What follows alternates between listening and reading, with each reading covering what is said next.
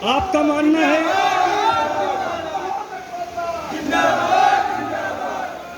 बैठ जाए आप, आपका मानना है कि रख हौसला वो मंजर भी आएगा, रख हौसला वो मंजर भी इस महागठबंधन का धरती में बीज डालने वाले दो लोग, राजकुमार सैनी जी और साहब सिंह धनगर, यहाँ मौजूद 44 पार्टियों के राष्ट्रीय अध्यक्षगण, उनके प्रदेश अध्यक्षगण, उनके तमाम जनपदों के जिला अध्यक्षगण, उनके तमाम सम्मानित कार्यकर्ता बंधु, मीडिया के बंधु, इलियास आजमी साहब, यहाँ मौजूद हमारे इस महागठबंधन के उत्तर प्रदेश के प्रभारी श्री मौलाना, तो सबसे बड़ी बात तो आज की तारीख को तय करने वाला इंसान जो इसमें सबसे ज्यादा सम्मान का हकदार है, हेमंत कुशवाहा साहब। अगर हेमंत कुशवाहा ने ये पहल न की होती तो आज हम लोग यहाँ दिखाई नहीं पड़ते। मुझे लगता है कि पहल करने वाला आदमी सबसे ज्यादा जोखिम लेता है और इसके लिए वह सबसे ज्यादा सम्मान का हकदार भी होता है। और इसीलिए मैं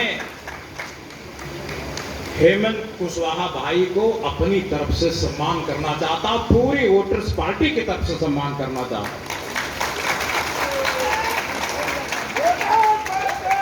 जिंदाबाद जिंदाबाद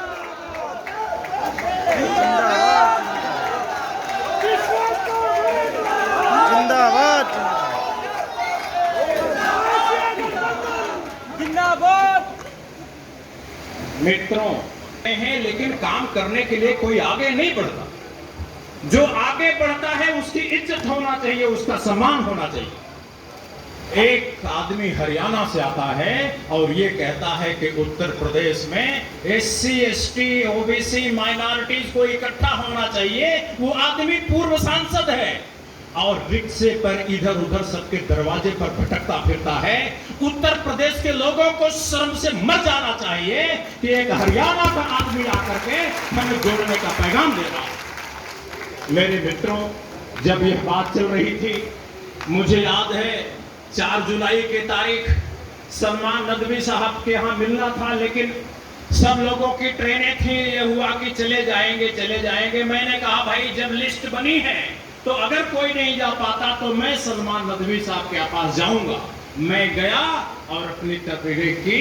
मैंने उनको बताया कि आप घबराएं नहीं, अगर 44 अध्यक्ष नहीं 440 अध्यक्ष जिस दिन तक आ जाएंगे तब भी हमारे दिल में इतनी जगह है कि हम उन लोगों को बैठाएं। बहुत लोगों को लगता है कि इतनी सारी पार्टी कैसे लेके चलोगे भाई, मेंढक हैं, तोलोगे तो कूद जाएंगे। कोई कूदा? कोई कूदा? मुझे याद आती है कि सब लोग टेलीविजन वाले आते थे तो सब इंटरव्यू देने के लिए दौड़ पड़ते थे, लेकिन आज कोई दौड़ा? कोई दौड़ा?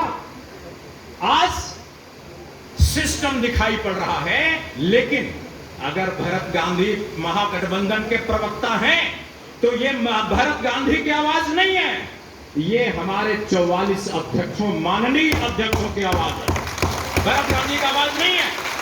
अगर आज तौकीर साहब हमारे सदर हैं उत्तर प्रदेश के, तो ये अपने ऑल इंडिया मिल्लत काउंसिल पार्टी के अध्यक्ष की हैसियत से नहीं है, बल्कि हमारी 40-44 पार्टियों के सदर की हैसियत से है। इसलिए इस महागठबंधन के मंच पर हमारी व्यक्तिगत हैसियत समाप्त हो जाती। यहां हम नदियों की तरह आते हैं और समंदर में चले जाते हैं। नदियों की अहमियत नहीं होती, नदियां सूख जाती हैं, लेकिन समंदर कभी सूखता नहीं है। मेरे मित्रों, मैं आप लोगों को कहना चाहता हूं कि अभी अगर सड़क पर 2 ट्रैक्टर ईंटा गिरा दिया जाए तो सड़क जाम हो जाएगी। कोई कह सकता है कि इतनी सारी ईंटें पूरा बर्बाद कर दी, रास्ता खत्म कर दी। लेकिन उन्हीं ईंटों को सीमेंट लगा के चिनाई कर दिया जाए तो बिल्डिंग बन जाती है। आज ये महागठबंधन ईंट नहीं, ईंटों का ढेर नहीं, यह एक इमारत है और इस इमारत पर साइन बोर्ड लगा है भारतीय महागठबंधन। ये इमारत बन गई। इसलिए मेरे मित्रों, अकेले अकेले हम टूट जाएंगे, अकेले अकेले टूट जाएंगे, हमारी उम्र खत्म हो जाएगी। लेकिन ये जो राक्षसी शक्तियां हैं, ये जो आसुरी शक्तियां हैं, ये जो पूंजीवादी ताकतें हैं, ये जो अंबानी अदानी हैं, जिनके कठपुतलियां प्रधानमंत्री और मुख्यमंत्री हैं, ये लोग हमारी जमीनें कब्जा करेंगे, हमारे घर कब्जा करेंगे, हमारे मकान कब्जा करेंगे।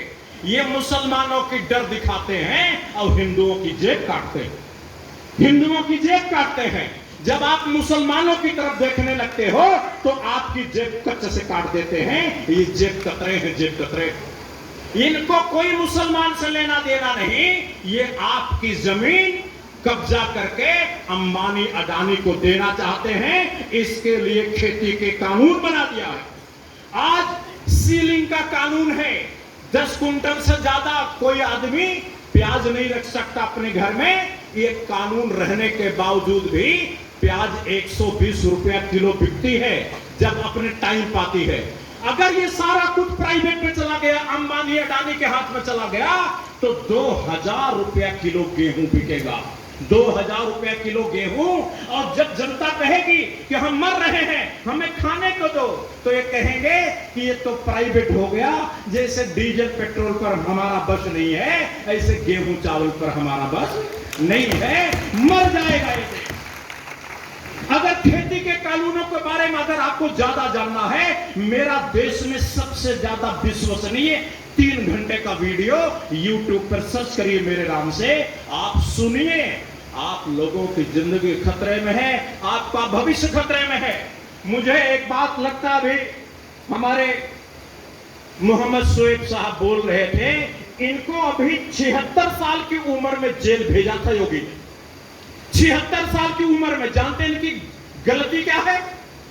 जिन लोगों को पुलिस वाले कुत्ते की तरह काट लेते हैं और जेल में बंद कर देते हैं मुख्यमंत्री प्रधानमंत्री के कहने से, उनको ये फ्री में मुकदमा लड़के छुड़वाते हैं। ये इनका कसूर है। इस कसूर की सजा ये कि एक 76 साल के इंसान को, हमारे बड़े बुजुर्ग को जेल में डाला, जेल। 76 साल के आदमी को अगर 2022 में आपने भारतीय जनता पार्टी को ना हटाया और 2024 में भाजपा को ना हटाया, तो मुसलमान तो खतरे में ज्यादा नहीं है, हिंदू सबसे ज्यादा खतरे में है। ये हिंदू खतरे में है भाई। इसलिए मैं आप लोगों को कहना चाहता हूं कि ये छोटी छोटी बातें, ये छोटी छोटी बातें कि आगे बैठेंगे कि पीछे बैठेंगे, ये छोटी छोटी जिंदाबाद मेरा होगा कि जिंदाबाद उनका होगा, ये छोटी छोटी बातें, ये मीडिया वाले आ जाए तो अपना मुंह लेके दौड़ पड़ना, ये ओछी ओछी बातें, ये ओछी ओछी बातें, छोटी छोटी बातें करके हम दूसरों का नहीं अपना ही नुकसान करते हैं भाई, अपना नुकसान करते हैं। आपने कभी देखा भारतीय जनता पार्टी करोड़ों लोगों की पार्टी है, क्या कभी 75 लोग टूट पड़ते हैं अगर मीडिया आता है? वहां एक आदमी बोलता है, लेकिन उसकी आवाज भाजपा की आवाज होती है।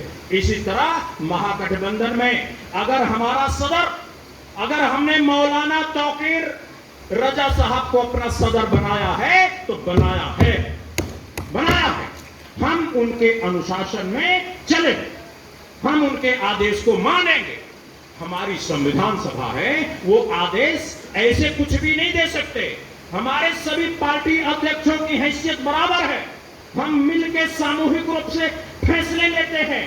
हमारा पार्लियामेंट्री तरीका है, यहां सिस्टम काम करता है। इस गठबंधन का लिखित संविधान है, यूपीए एनडीए का लिखित संविधान नहीं है। यही एकमात्र संवैधानिक गठबंधन है और सारे गठबंधन असंवैधानिक है, एंटी कॉन्स्टिट्यूशनल है। मेरे भाई, थोड़ी दिन सब्र और कर लो, आने वाले वक्त में इंतजार करिए कि उत्तर प्रदेश का मुख्यमंत्री कौन बनेगा, वो बनाने वालों की मीटिंग होगी, उसमें आप सब लोग बैठे दिखाई पड़े। थोड़ी दिन इंतजार करिए, आप लोग किंग मेकर की भूमिका में होंगे। अखिलेश भाई को मैंने बोल दिया, आज मीडिया वालों के माध्यम से मैंने संदेशा भेजा है, तो भाई अखिलेश जी महागठबंधन के साथ दोस्ती कर लो। हमने तो ग्राउंड फ्लोर वाले ही सब कब्जा किए हैं रूम, ऊपर वाले तो रूम खाली हैं। ऊपर वाला अध्यक्ष की कुर्सी, उपाध्यक्ष की कुर्सी मायावती के लिए खाली है, अध्यक्ष वाली कुर्सी अखिलेश के लिए खाली है। भाई आप लोग आ जाओ, और नहीं अगर महागठबंधन में ना आए और तुम मुख्यमंत्री बन गए भैया अखिलेश, तो ये तुमको नीतीश कुमार बना के छोड़ेंगे बीजेपी वाले। ये नीतीश कुमार बना के छोड़ेंगे, जैसे नीतीश कुमार को कब्जा कर लिया और सारी कुर्मी चले गए बीजेपी में। उसी तरह अगर सफाई में सबके ऊपर मुकदमे हैं, सबके ऊपर भ्रष्टाचार के आरोप हैं, अगर अखिलेश जी को जेल की डर दिखती है, भरत गांधी को तो दिखती नहीं, नहीं दिखती मुझे जेल की डर। अगर अखिलेश जी को जेल की डर दिखती है तो ये डर अखिलेश को नीतीश कुमार बना डालेगी। और अगर मुख्यमंत्री बनके भारतीय जनता पार्टी का आदेश अखिलेश मानेंगे तो ये मुख्यमंत्री रहेंगे, नहीं तो जेल चले जाएंगे। अब अखिलेश जैसा आदमी, मायावती जैसा आदमी तो निश्चित रूप से जेल से बचने के लिए कुछ भी करेगा। वो नीतीश कुमार बनेगा, कुछ भी करेगा।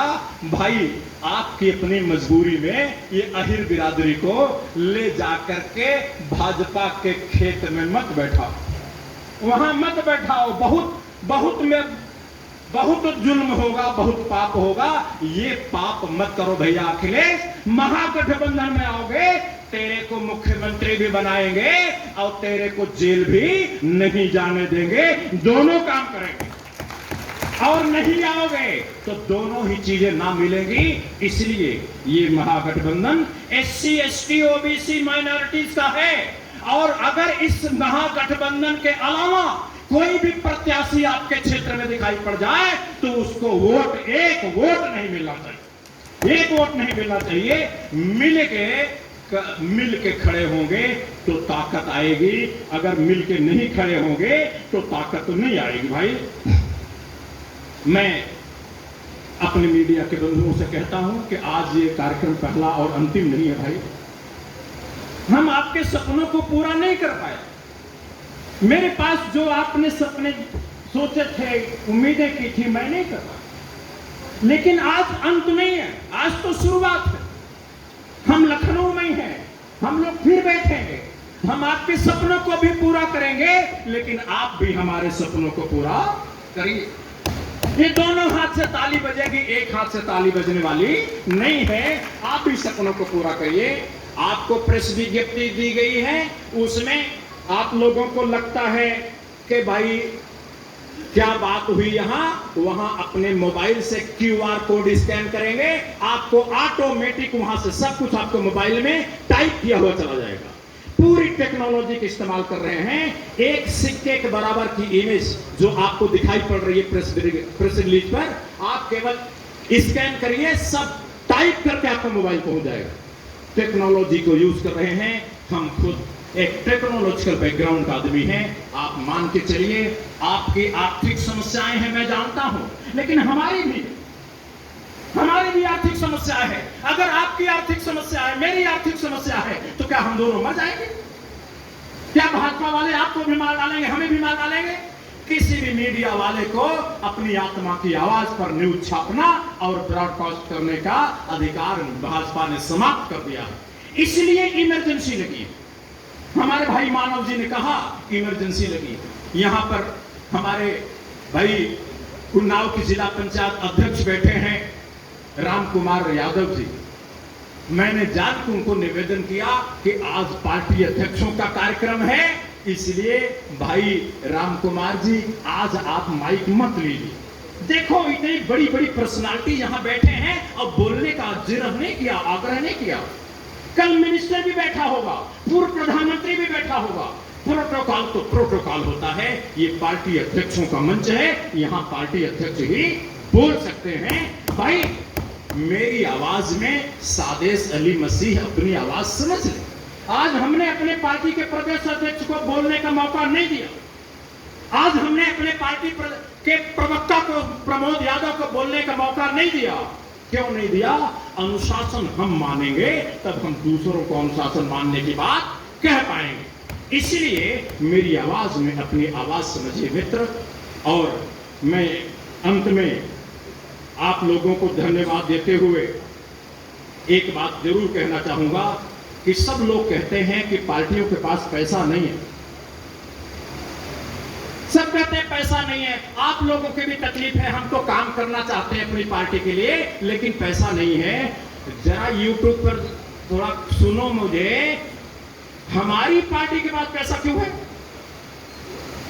हमने कोई सिस्टम बनाया है भाई। एक हमने जैसे महात्मा गांधी की नोट छपी है ना, ऐसे हमने अपनी नोट छापी है। हमारी नोट चलती है, नोट। आपको मालूम नहीं, हमारे पार्टी अध्यक्षों को भी नहीं पता, हमारी नोट चल रही है इंडिया में। हमारी नोट चल रही है और वो गैर कानूनी नहीं है। इतना कानून का ज्ञान हमें भी है। हमने सुप्रीम कोर्ट के वकीलों के साथ, भारत के संविधान विशेषज्ञों के साथ, पुलिस के बड़े अधिकारियों के साथ बात करके नोट चलाई है। नोट हमारी चल रही है और वो नोट पैसे का खजाना पेश करती है। आप लोग भी अपने अपने पार्टी अध्यक्षों को बोलो कि वही रास्ता जो वोटर्स पार्टी वालों ने अपनाया है, वही रास्ता सभी पार्टी वाले अपना लें। आपके पास पैसे की कोई कमी नहीं रह जाएगी। लेकिन आज का मंच ये बताने के लिए नहीं है। हमारे बहुत सारे मित्र भी बोले कि भाई भरत गांधी बदनाम है किस बात के लिए? वोटर पेंशन दिलाने के लिए। भाई नेता लोग तो अभी देखो हमारे मंचों पर बैठे हैं ना, कितने 44 अध्यक्ष हैं। नेता लोग चुनाव जीत जाएंगे तो इनको तो पेंशन मिलेगी, वेतन मिलेगा, हवाई जहाज मिलेगा। आप लोगों को क्या मिलेगा? आपको क्या मिलेगा भाई? अगर आपका मुख्यमंत्री हेलीकॉप्टर देखने को मिलेगा, जैसे मायावती के लोगों को मिला, जैसे मुलायम सिंह के लोगों को मिला, तो एक बात समझ लेना कि नेताओं के लिए तो एमपी एमएलए की कुर्सी और वोटरों के लिए, पब्लिक के लिए 8,000 रुपया महीना हर वोटर को वोटर पेंशन, वोटरशिप, ये दो काम मिले। और जितने पार्टी के पदाधिकारी हैं, 44 पार्टियों के सभी पदाधिकारी, ब्लॉक के लेवल के, जिले के लेवल के, प्रदेश के लेवल के, गांव के लेवल के, इन सब लोगों को सरकारी कर्मचारियों का दर्जा और उसी के हिसाब से वेतन ये मिलेगा। लेकिन एक बात ध्यान रखना, एमपी एमएलए का टिकट सबको मिलने वाला नहीं है। पैसा मिल सकता है, एमपी एमएलए का टिकट नहीं मिल सकता है। मेरे मित्रों, हम तो कहेंगे, आपके सामने एक प्रस्ताव रखेंगे कि सारे पार्टियों के अध्यक्ष और उनके कैडर, उनके जिला अध्यक्ष, प्रदेश अध्यक्ष, उनके ब्लॉक अध्यक्ष, सब लोग मिलके एक ट्रेनिंग प्रोग्राम रखो, चाहे यही रखो, रविंद्रालय में रखो। वहां पर पूरी बात रखी जाए कि कैसे पार्टी के लिए पैसे का इंतजाम किया जाए, कैसे जवाब दिया जाए, बीजेपी वालों का जवाब क्या दिया जाए, कांग्रेस बीएसपी सपा वालों को जवाब क्या दिया जाए, जो हमारे विरोधी ब्राह्मणवादी हैं उनका जवाब क्या दिया जाए। इसका पूरा दिन भर का, 2 दिन का, 3 दिन का कैटर करो और ये काम नवंबर से पहले कर लो तो बहुत अच्छा होगा। मैंने वक्त ज्यादा लिया होगा, इसके लिए मुझे माफ करिएगा। आप सब लोगों का धन्यवाद ज्ञापित करते हुए कि इतनी दूर से रेल बंद है, बस बंद है, इतनी तकलीफ उठा के आप यहाँ आए, आप भूखे हैं, प्यासे हैं, पानी भी नहीं दे सके, हम भोजन भी नहीं दे सके, लेकिन बाहर आप निकलोगे तो भोजन का इंतजाम किया है और एक माला का इंतजाम बनारस से आया है, हेमंत भाई ले आए हैं। एक माला आपको जरूर पहनाएंगे सब लोगों, एक माला और 1-2 पूरी खा के जरूर यहां से जाना। मैं इन्हीं बातों के साथ अपनी बात का धन्यवाद समापन करता हूं। बहुत